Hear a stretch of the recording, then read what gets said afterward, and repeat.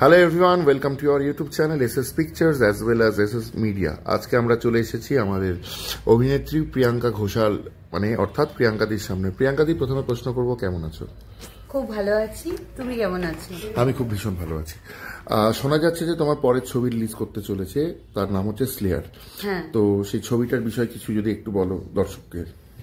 Slayer একটা thriller movie. তো এখানে আমি একটা খুব ছোট চরিত্র করেছি, যেটা পুলিশ ইন্সপেক্টর বা সিবিআই অফিসারের আর কি অ্যাসিস্ট্যান্ট টাইপের একটা ক্যারেক্টার করেছি। তো এই মুভিটা ভীষণই ভালো মুভি। এখানে শুভাঙ্গী আর আরিয়ান, হিরোইন বা হিরোর নাম যেটা বললাম, শুভাঙ্গী আর আরিয়ান খুব ভালো দুর্ধর্ষ অভিনয় করেছে।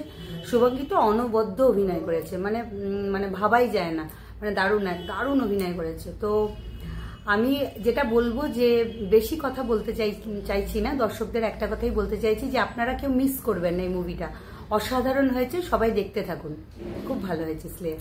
আচ্ছা প্রিয়াঙ্কা দি, যতদূর আমরা জানি যে তুমি এর আগে তুমি যাত্রা জগতের সাথে যুক্ত এবং তুমি সিরিয়ালের সাথেও যুক্ত ছিল একটা সময়, তো সেখান থেকে সময় বার করে যে সিনেমা এসছো সেটার বিষয়ে।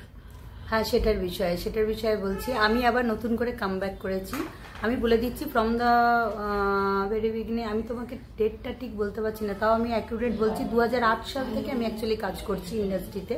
তো এখানে অনেক খেলা, জয়া, সানাই, এক আকাশের নিচে, দ্বীপ জেলে যাই, অনেক সিরিয়ালই আমি কাজ করেছি। বাট আমি একটা ওখান থেকে ব্রেক পেয়ে যাই যাত্রায়। যখন আমি ব্রেকটা পাই তখন আমার একটু ফিনান্সিয়াল প্রবলেমের জন্য আমি ওখানে চলে যাই যাত্রাতে। আমি যদি অ্যাকচুয়ালি ইন্ডাস্ট্রিতে এখনো স্টে করে যেতাম, হয়তো একটা বড় ক্যারেক্টার নিয়ে বা ভালো জায়গায় কাজ করতাম। বাট কি হয়েছে যে আমার একটু পার্সোনাল প্রবলেমের জন্য তখন একটু আমি অ্যাকচুয়ালি কি হয় ইন্ডাস্ট্রিতে, এটা তো প্র্যাকটিসের পর, একদিনে তো আর কেউ বড় হয়ে যায় না, এটা জাস্ট কাজ করতে করতে করতে করতে একটা জায়গায় যায়।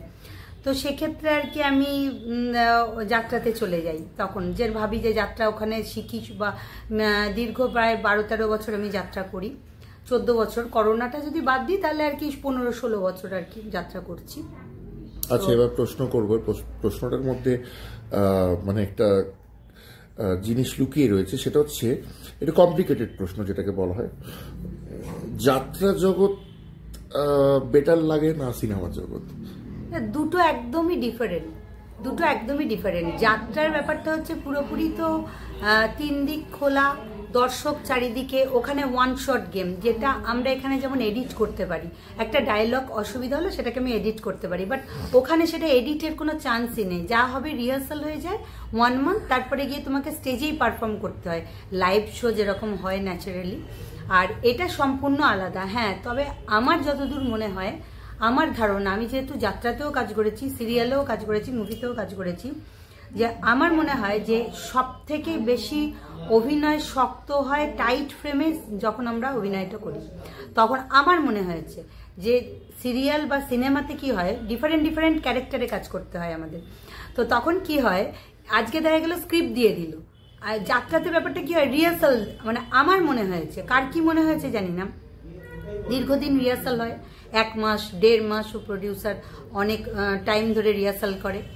এবার ওই রিহার্সালের পর একই জিনিস আমরা মঞ্চে এটা জাস্ট অভিনয় করে যাই।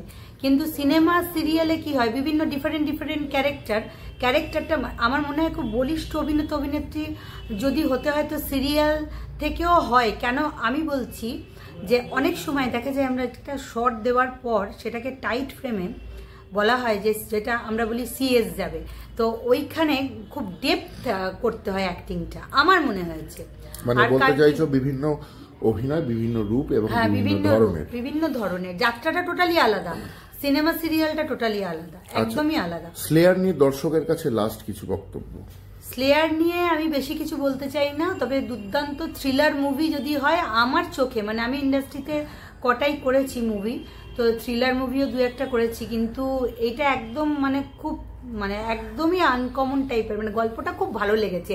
আর হ্যাঁ, সাধারণ লাইফে এইরকম ধরনের গল্প কিন্তু অ্যাকচুয়ালি কি হয়, আমরা ভাবি কি, আমরা এটাও শুনেছি যে অনেক সময় কি হয় যে আমরা ভাবি যে যেটা মুভিতে হচ্ছে সেটা দেখে আমরা করছি না, এরকম ঘটনা কিন্তু ঘটছে হামেশাই, আপনার পাশের বাড়িতে ঘটছে, এদিকে ঘটছে, সেটা নিয়েই গল্পটা হয়েছে।